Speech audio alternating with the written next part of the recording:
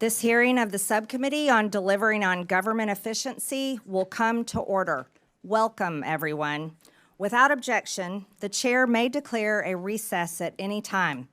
Also, for today's hearing, Chairman Comer and Ranking Member Connolly will each be recognized for 1 minute after me and the Ranking Member provide our opening statements. I recognize myself for the purpose of making an opening statement. Good morning. Today, we begin the first hearing on the Oversight Subcommittee on DOGE. This committee will be laser focused on bringing full transparency to waste, fraud, and abuse within the federal government and presenting the plans to fix the tremendous problems we expose. We as a country are $36 trillion in debt. That is such a stunning amount of money. It's absolutely staggering to even comprehend how we as a people, we as a country, found ourselves here. This is not a Democrat problem. This is not a Republican problem. This is an American problem. To make it clear for everyone, not only are we $36 trillion in debt, but the compounding interest on our debt is also growing out of control. Even if we decided to defund the entire federal government, we cannot escape our debt and the compounding interest owed on our debt, which grows bigger and bigger every year. In 2025, interest payments are projected to be $952 billion, which is more than our entire military budget. In 2026, it will be $1 trillion, and by 2035, $1.8 trillion. Over the next decade, total interest payments are projected to be $13.8 trillion. These interest payments don't serve a single American. They don't build a bridge, a road, provide disaster relief, or fund a single part of the behemoth that is the federal government. These interest payments pay our masters who own our debt, and the American people are in debt slavery to everyone who owns our debt. Our crippling national debt and massively growing interest on our debt will destroy us. Not destroy one political party or the other, it will destroy all of us together. It drives inflation, making life unaffordable for Americans struggling to financially survive. It is crippling small businesses struggling to be successful. Our massively growing debt and interest are the chains and shackles harnessed to every American and their children and every generation to come. But first, let us be brutally honest about how this massive debt came to be in the first place. It came from Congress and from elected presidential administrations. And I believe enslaving our nation in debt is one of the biggest betrayals against the American people by its own elected government. The American people's anger over this betrayal is what gave birth to the concept of DOGE, the Department of Government Efficiency. In fact, DOGE became a major part of President Trump's campaign and led to his overwhelming victory in November. Every day, Americans go to work. They run businesses. They have to earn their paycheck. No one guarantees it. And if they don't do a good job, they get fired.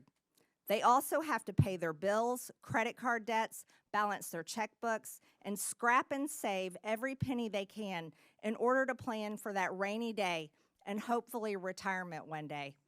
Private businesses only survive on hard-earned income by serving their customers so well that their customers pay them for the services and products they consume.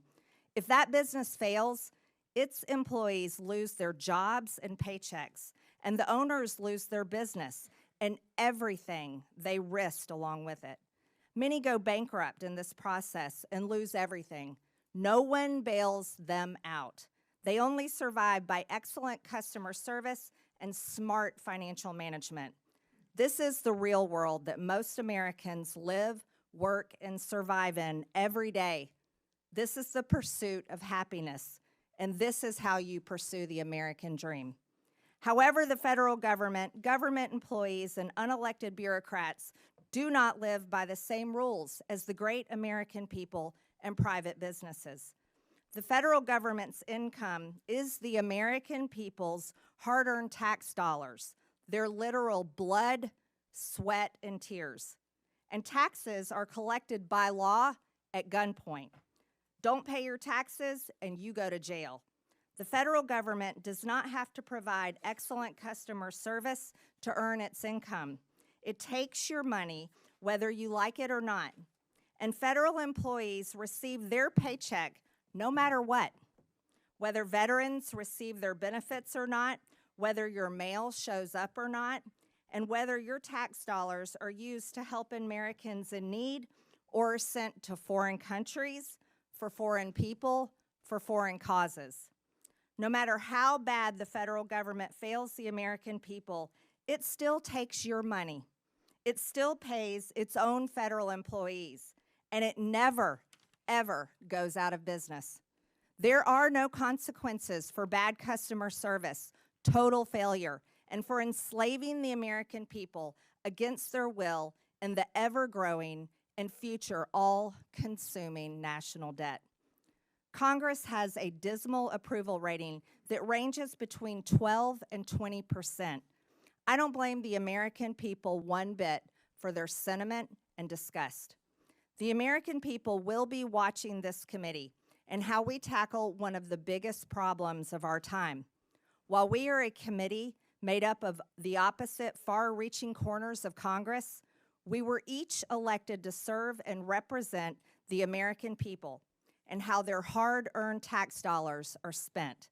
We as Republicans and Democrats can still hold tightly to our beliefs, but we are going to have to let go of funding them in order to save our sinking ship. This is not a time for political theater and partisan attacks. The American people are watching. The legislative branch can't sit on the sidelines. In this subcommittee, we will fight the war on waste, shoulder to shoulder with President Trump, Elon Musk, and the DOGE team. This week, we turn our attention to improper payments by the federal government, including in Medicaid and Medicare. I'm looking forward to what we find out and how to solve this crisis.